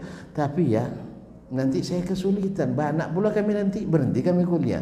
Nanti kalau mau beranak, ayah dan ibu pelihara anakmu. Ya, nanti biaya tambah besar. Ayah siapkan biaya untuk kamu. Ya, banyak cerita. Itu tidak mau tuh. Jelas? Jadi bukan hanya anak-anak, orang besar pun banyak kayak gitu. Ya, banyak ceritanya, ujung-ujungnya tidak diamalkan.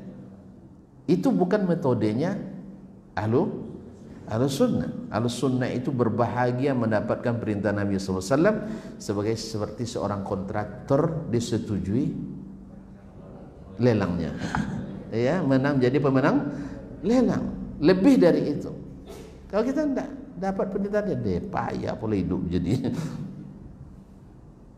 Dapat berita juga seperti itu. Jadi kaum muslimin, ini metode Al-Sunnah, metode para sahabat Nabi alaihi salatu wassalam. Makanya Imam Az-Zahabi bilang, Pak, ketika bicara tentang alil hadis, la aina alil hadis la arahu illa fi kitab atau tahta turab. Ya, ahli hadis yang sesungguhnya itu tidak nampak lagi sekarang katanya.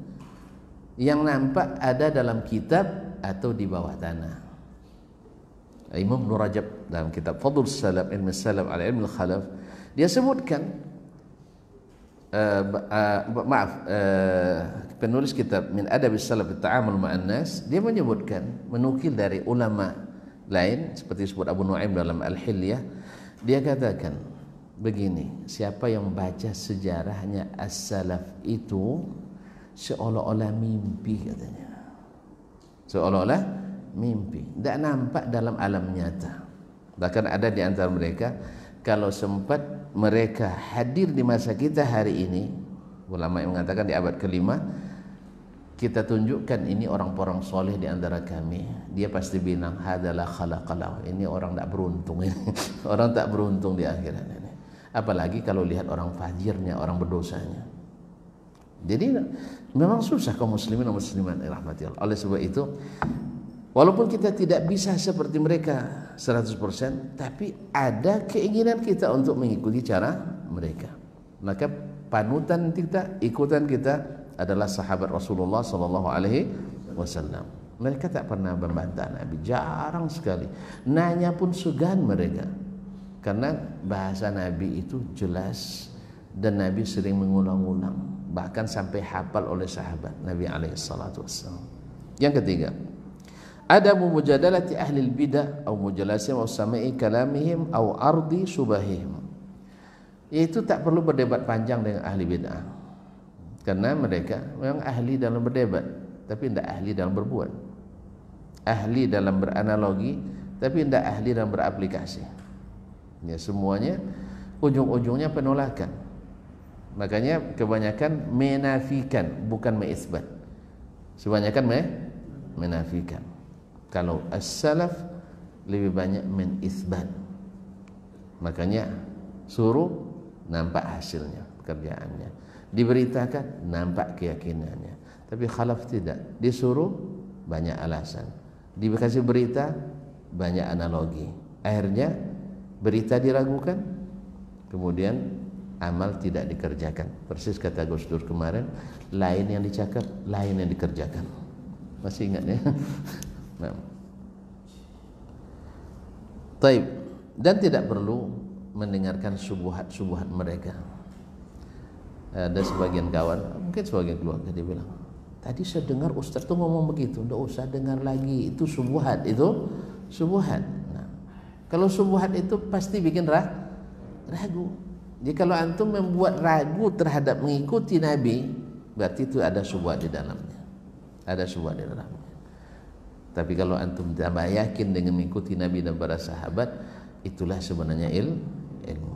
Yang meragukan lebih banyak hari ini kaum muslimin dan muslimat dirahmati Allah. Allahumma musta'an. Yang keempat, adamul khawdi fil umuril i'tiqadiyah bima la majala fil aql.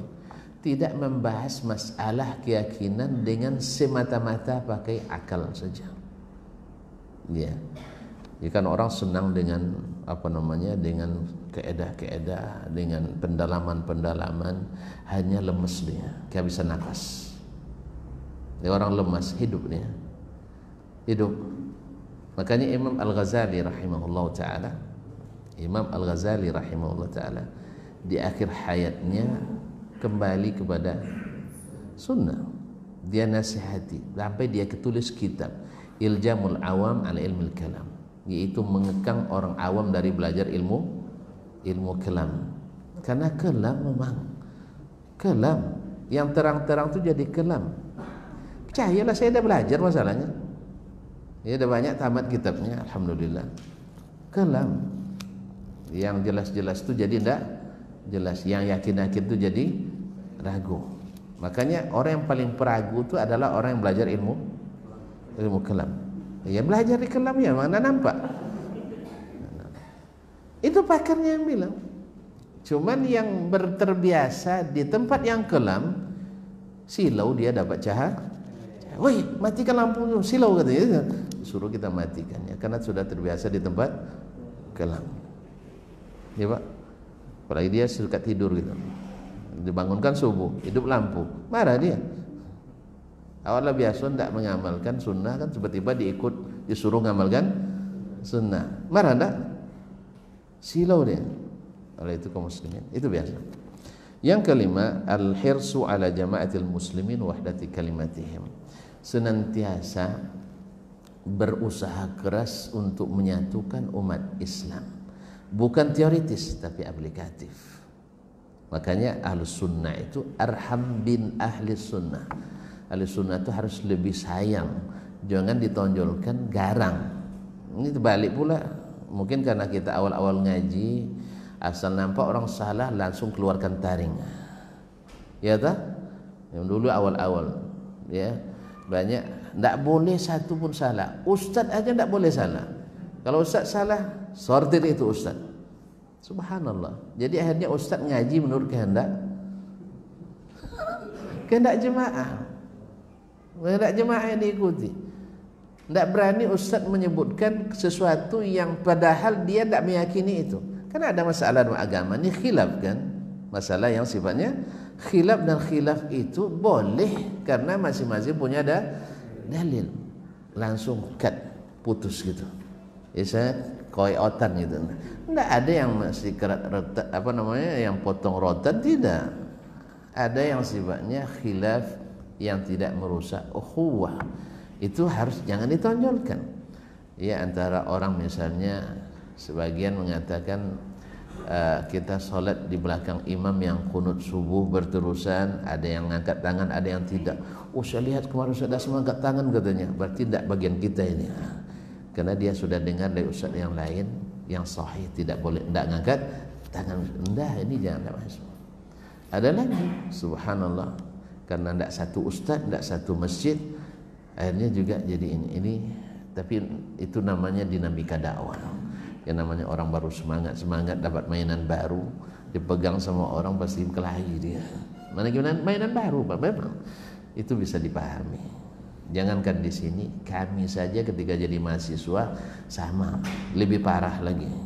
Betul lah kata Imam Ibnul Qayyim, at-taisu fi man istaghala bil ilmi ashaddu minhu fi ghairihim.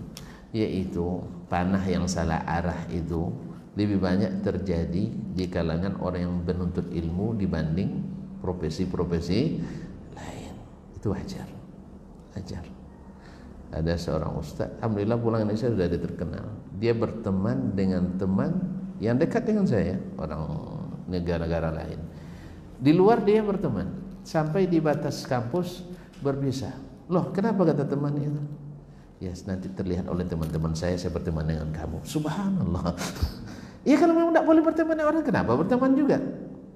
Takut sama teman-teman. Ini juga parah masalah seperti ini kaum muslimin. Kita kalau memang ya berteman dengan dasar iman, tidak ada yang perlu dikhawatirkan. Oh nanti saya dikucilkan oleh kawan, tidak masalah dikucil oleh kawan. Maka saya katakan ada teman saya sejak di pondok, kami alhamdulillah akrab. Cuman cara berpikir, metodologi beragama ada perbedaan sedikit. Tapi kan dia tidak keluar dari ahlu as-sunnah. Dia tidak keluar dari barisan kaum muslimin. Maka saya katakan, apapun yang terjadi, saya tidak akan meninggalkan Anda, walaupun kita tak sepakat. Sebab Imam Syafi'i katakan, apa kata Imam Syafi'i rahimahullah ketika berdebat panas dengan Yunus bin Abdullah Sadafi di Mesir? Besoknya di Imam Syafi'i dilihatnya Yunus naik keledai, Imam Syafi'i pegang tepuk paha Yunus, ya Aba Yahya, la ala yahsunu bina an na'isha ikhwanan walam law nattafiq bil mas'alah. Kita tetap bersaudara, ya. Jangan terbawa perasaan, ya. Walaupun kita tak sepakat dalam satu pun masalah fikih ini. Jelas ya? Jadi itu kaum muslimin kita harus selalu menjaga kesatuan. Harus dilihatkan kasihannya lebih menonjol daripada kemurkaannya. Bukankah Allah sendiri rahmatnya lebih cepat dari murkanya? Contoh itu. Jadi ada orang yang keliru jalannya, kita kasihan. Sebab orang kasihan dengan orang marah beda. Orang marah, jojo dia nengok. tuh Jojo, jijik. Ya, tapi orang kasihan dia akan usahakan untuk menyelamatkan. Ini harus ditonjolkan. Jelas. Jadi berusaha untuk senantiasa menyatukan kalimat atau barisan kaum muslimin, bukan menjadi nambah jurang pemisah di antara kita. Dan tentu saja tidak mungkin itu terjadi kecuali mengembalikan ke sesuatu yang dengannya Allah dan Rasul menyatukan kita, Alkitab dan Sunnah Nabi SAW. Tidak ada jalan lain. Kalau membiarkan ini ambil jalan ini, padahal kita tahu jalan itu tidak benar. Ini ambil jalan ini, biarin aja, jangan diganggu. Nanti dia terbangun, nangis dia. Padahal anaknya tidur dia apa namanya depan rumah. Terus kunci rumah dari dalam gitu ya. Biarin aja dia terganggu, dia nangis dia. Nangis tidak nangis, bangunkan dia, bawa ke dalam rumah, nanti nyaman tidurnya. Sama juga orang yang belum biasa dengan menerapkan sunnah Nabi SAW, dia ajak menerapkan sunnah, gerah nggak? Nah, macam tak tahu aja. Dulu ketika mulai memelihara jenggot nih, berat enggak? Ya bari yang belum beristri, lelah aku sungguhnya gitu, takut gitu. Apalagi seperti jenggotnya begini-begini itu kan. Tapi subhanallah, lama kelamaan enak. Celana cingkrang, mudah tuh mukanya. Awal-awalnya enggak mudah kan, apalagi banyak sorotan, banyak pula orang yang nyinyir dengannya. Oh ini Wahabi ini dan sebagainya. Akhirnya, tapi setelah dipakai ternyata enak, nyaman. Musim hujan tak perlu sising-sisingkan lagi. Iya Pak ya? Ya kemudian nyetrikanya nyaman, tak banyak yang terlipat-lipat, tak ada yang terinjak-injak. Nyucinya juga hemat sabun. Iya kan? Kan hemat sabun tuh. Akhirnya nyaman. Dulu saya pakai jubah ini, mohon maaf, 2 tahun saya di Saudi belum nyaman pakai jubah. Waktu pakai itu serasa anak gadis saya rasanya. Serius, apalagi pakai apa namanya simak itu yang merah itu. Kan anak gadis kita kan baju mirip-mirip begini dulu kan, baju kurungnya kan, rasa buat anak gadis. Apalagi ada kakak tingkat saya orang Uzbekistan, cantik pula dalam tanda petik. Dia orangnya ya lebih ke wajah keibuannya nampaknya. Laki-laki, dia pakai jubah dan berjalannya itu lambat gitu ya, bukan tegap, tak tegap jalannya. Saya melihat jangan-jangan saya pakai seperti itu juga. Payah makanya, serius. Makanya saya lebih kuliah saya pakai sarung saya. Ya, makanya saya dianggap NU oleh sebagian kawan itu. Ya, karena pakai sarung terus, tidak pakai jubah. Risiko memang. Ini kawan-kawan yang apa? Ya, kawan-kawan yang sebagian ini bilang, ini Dasman nih hati-hati NU tuh. Apa sebab? Pakai sarung. Nah, besoknya saya pakai celana. Oh ini ikhwani ini katanya. Ayolah sururi nih. Tapi apa? Saya terima aja semua gelar itu.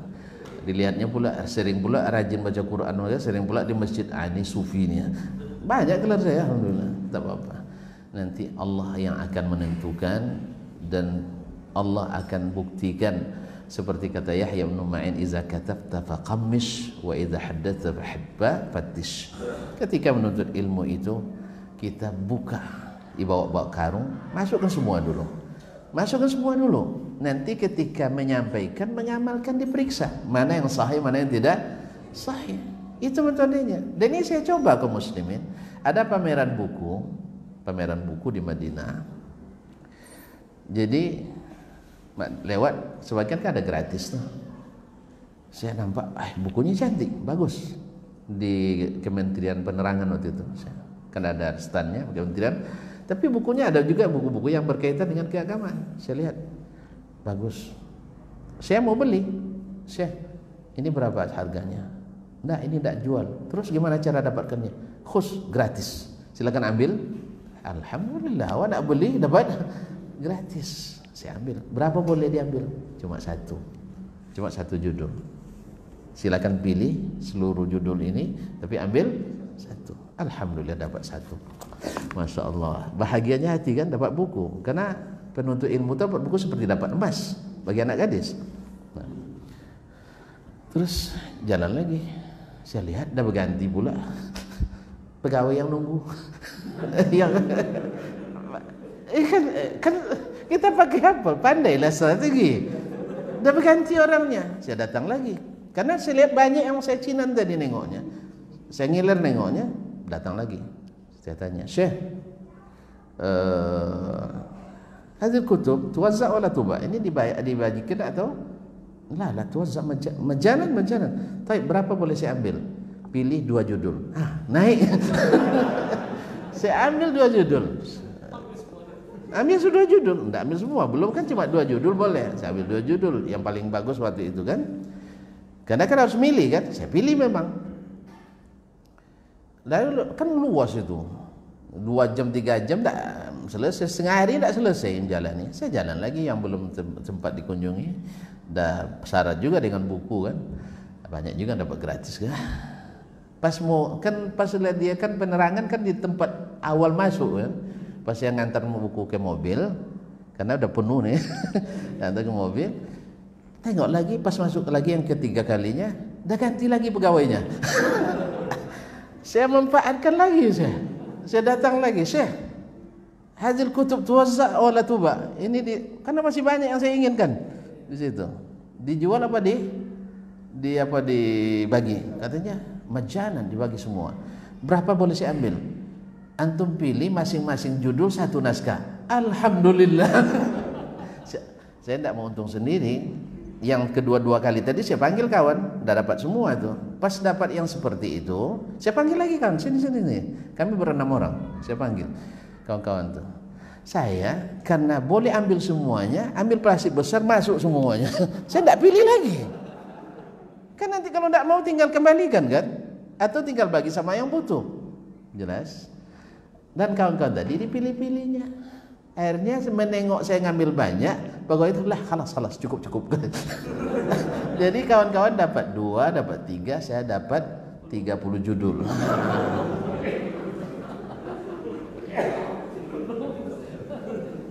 Paham? Saya juga nuntut ilmu waktu itu seperti itu. Sebagian kawan tidak mau hadir di majelis ini dengan alasan ini. Ada yang logis, ada yang tidak logis, ada yang syar'i, ada yang tidak syar'i. Saya tidak, saya lihat saja. Ketika Syekh Ibnu Utsaimin datang ke Madinah, dekat dengan Syekh itu, berarti saya masuk. Gitu aja. Rekomendasi senior lebih saya dulukan daripada yang junior. Syekh yuk. Kawan-kawan enggak, karena takut tadi. Kalau nampak di situ nanti dikeluarkan dari Masjid Ubay bin Ka'ab. Akhirnya mereka membatasi diri. Oleh sebab itu, karena saya di hadis itu harus banyak guru. Jadi guru ini. Resikonya tadi, ketika pakai sarung dikira NU. Ketika pakai jubah ini Salafi, Wahabi. Ketika pakai celana panjang dikira Ikhwani atau Sururi. Ketika tidak pakai peci, pakai sorban dikira Sufi. Ayolah tak apa-apa, saya terima gelar itu semua tuh, maknanya bagus juga. Sururi menggembirakan, Ikhwani bersaudara kan. Nah itulah akhirnya dari sekian banyak referensi itu, ya kita olah, dan inilah yang tuan-tuan lihat ini hasilnya. Dan tentu saja tak satu pun manusia yang luput dari kesalahan, ya, apalagi yang sifatnya ijtihad. Kita berupaya sedekat mungkin kepada generasi terbaik tersebut. Ya, soal ada yang keliru itu sudah pasti. Ya tentu saja kita membuka diri, bukan untuk dipertahankan yang batil, tak boleh dipertahankan. Wallahu taala alam. Ini betul-betul lama hari ini. Padahal saya berniat sebentar tadi, sebab saya musafir hari ini. Pada malam sudah lambat pulang tadi. Makanya saya telepon tadi berharap Ustaz tidak usah aja datang, hujan ya. Tapi ternyata tidak diangkatnya. Inilah rezeki saya pagi ini. Dan tuan-tuan harus melonjorkan kaki. Terima kasih ya. Ini ciri khas tadi harus dihafalkan itu. Jadi kalau memang kembali kepada kitab dan sunnah, tidak ditakwilkan dan tidak ditolak, ini orang ahli sunnah. Soal frekuensinya naik turun fluktuatif itu biasa, tapi metodenya masih ahli sunnah secara global. Secara nanti masalah per masalah baru didudukkan. Ustaz, ini Qurannya Sunnahnya begini, Ustaz, keliru nampaknya. Di situ kita luruskan. Tapi secara global seperti itu. Yang kedua, menghormati para sahabat dan mengikutinya, berusaha sekuat mungkin tidak keluar dari pemahaman mereka, baik secara akidah, fikih, muamalah, ibadah, akhlak dan adabnya. Ya, kaum muslimin dan muslimat, nampaknya sudah loyo nampaknya. Kita cukup sampai di sini. Mudah-mudahan bermanfaat dan jauhkan dari segala hal yang bermudarat. Jumpa kembali insyaallah esok Sabtu pekan depan, selama jadwal ini belum diambil oleh pemiliknya. Ya berdoa aja lah, semoga tidak diambilnya. Terima kasih dan mohon maaf. Subhanakallah bihamdik, asyhadu an la ilaha illa anta astaghfiruka wa atubu ilaik. Wassalamualaikum warahmatullahi wabarakatuh.